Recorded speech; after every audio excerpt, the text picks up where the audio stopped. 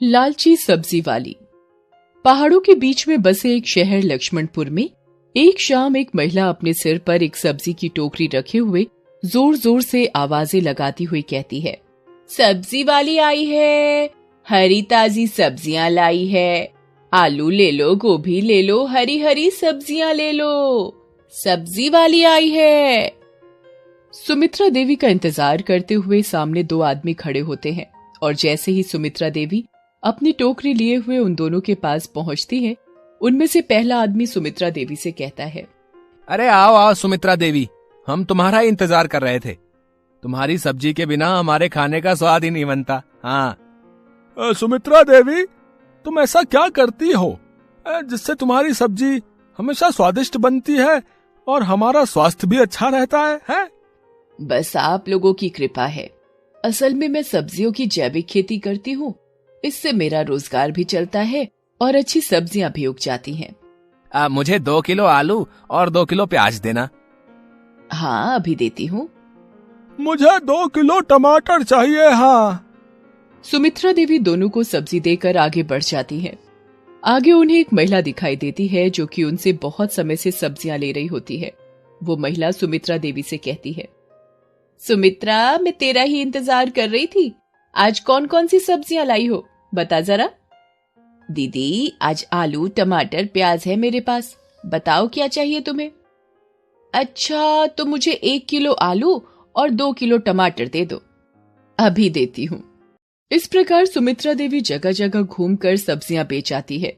उसकी सब्जियों का इंतजार लोग बड़ी बेसब्री से करते थे क्योंकि उसकी सब्जियां ताजी एवं सस्ती होती थीं। मगर सब्जी की दुकान चलाने वाली पुष्पा अंदर ही अंदर सुमित्रा देवी से बहुत जलती थी।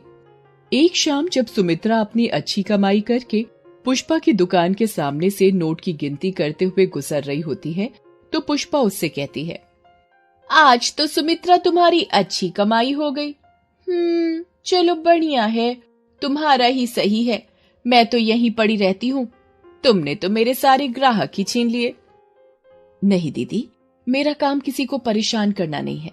मैं सिर्फ 2 वक्त की रोटी के लिए सर पर भारी टोकरी रखकर सब्जियां बेचती हूँ। अगर मुझसे कोई भूल हो गई हो तो माफ कर देना। सुमित्रा देवी, तुमको तो बॉलीवुड में अभिनेत्री होना चाहिए था। एक्टिंग बहुत अच्छी कर लेती हो। चलो निकलो यहाँ से, तुम्हारे कारण मेरा धंधा ठप हो जाता है। फिर अपने मन को उदास करते हुए सुमित्रा देवी वहां से चली जाती हैं।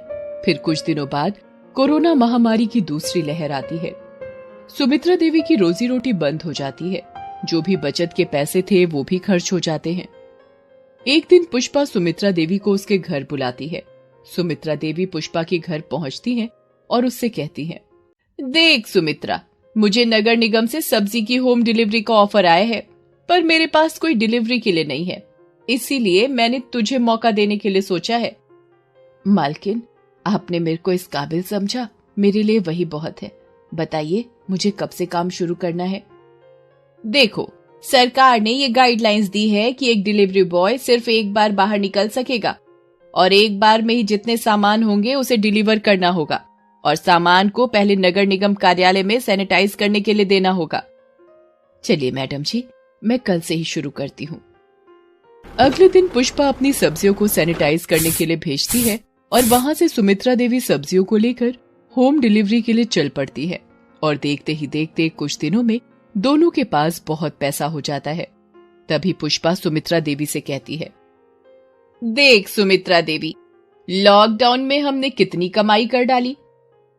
क्या तूने कभी अपनी जिंदगी में इतने ही दिन में इतने पैसे कमाए हैं? नहीं मैडम जी। देख, तू ठहरी मूर्ख, तूने हमेशा ईमानदारी के चलते अपने आप का बहुत नुकसान कराया है। मेरे पास एक तरकीब है, क्यों ना तू एक बार की जगह कई बार सब्जियों की होम डिलीवरी कर, सोच हमें कितना फायदा होगा। मैडम, आप तो सही कह रही हो कि मैं कितनी बड़ी मूर्ख थी। अगले दिन सुमित्रा देवी सैनिटाइज की हुई सब्जियों को बेचने के लिए ले जाती हैं और उन सब्जियों को बेचने के बाद फिर दोबारा सब्जियां बेचने के लिए निकल जाती हैं। उन्हें कुछ दिन तक बहुत फायदा होता है, मगर फिर उनकी लापरवाही के चलते बहुत सारे लोग कोरोना पॉजिटिव हो रहे थे। डॉक्टर और पुलिस को कुछ समझ नहीं आ रहा था कि ये क्या हो रहा है।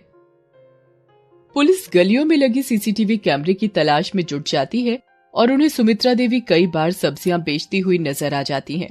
अगले दिन सुमित्रा देवी और पुष्पा चाय पी रहे होते हैं। तभी उनके दरवाजे पर दस्तक होती है। पुष्पा दरवाजा खोलती है तो देखती है कि सामने इंस्पेक्टर जया खड़ी होती हैं। पुलिस को देखकर पुष्पा और सुमित्रा देवी बहुत डर जाती हैं और फिर इंस्पेक्टर जया उनसे कहती है, पुष्पा और सुमित्रा देवी, यू आर अंडर अरेस्ट। तुम लोगों ने अपने लालच के चक्कर में अपने साथ साथ कई लोगों की जान खतरे में डाल दी है। थानेदार लीजिए, हमें माफ कर दीजिए, हमसे बहुत बड़ी गलती हो गई। हमसे दोबारा ऐसी गलती नहीं होगी। अब जेल की सलाखों के पीछे माफी मांगना।